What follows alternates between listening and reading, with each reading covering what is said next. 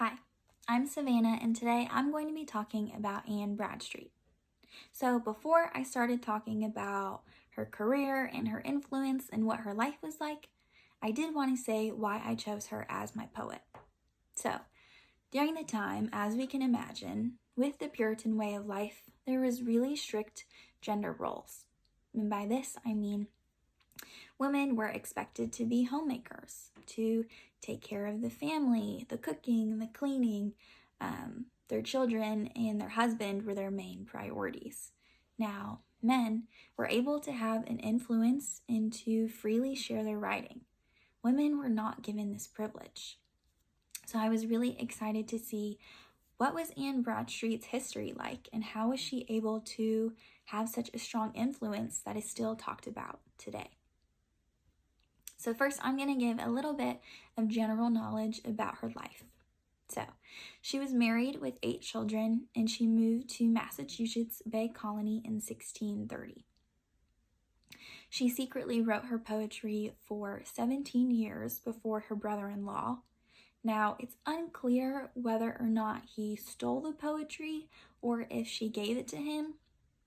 But anyways, he took her poetry and then 3 years later published it. She was actually the first published poet in colonial America, which is so crazy and so influential because she was a woman. Now, the really important aspect is that her name was not associated with the publishing, which normally you would want to take credit for your work, but under these circumstances, it was actually the most important part, was that her name was not included in any of the poetry or with the publishing.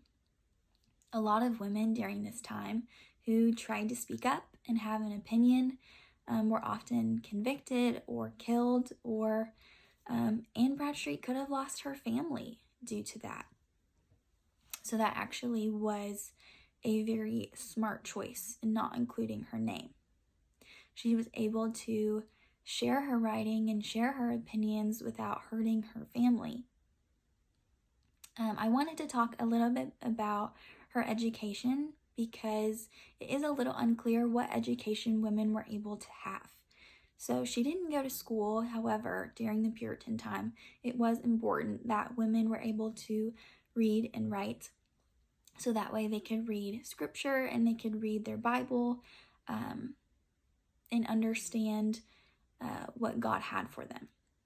In her poetry, she included some talk about her Puritan faith, what questions she had and what concerns she had, that during this time, you weren't able to publicly say that you had concerns or questions, but she was able to share that in her work, which is, like I said, very influential. She also wrote poetry about her family, about society, and about her husband.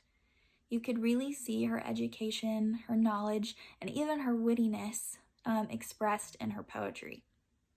She has a poem dedicated to her husband, her love for her husband, and when I read it, I actually thought it was kind of ironic. In the poem, she compares her marriage to other women's marriage and expresses that her marriage is kind of superior in a way, which I thought kind of showed her personality through her poetry, which made it really personal to her. Like I said, having an influence as a woman during this time was extremely difficult to do. There were a lot of negative things that came with it, and she was very smart in that she was able to go through life and be able to share her writing and be creative without hurting her family or without hurting her reputation. So I think this is what made her such an influential writer, and I think a lot of female writers are glad she was able to be successful and share her writings, and now she is one of the most influential writers of colonial America. Thank you.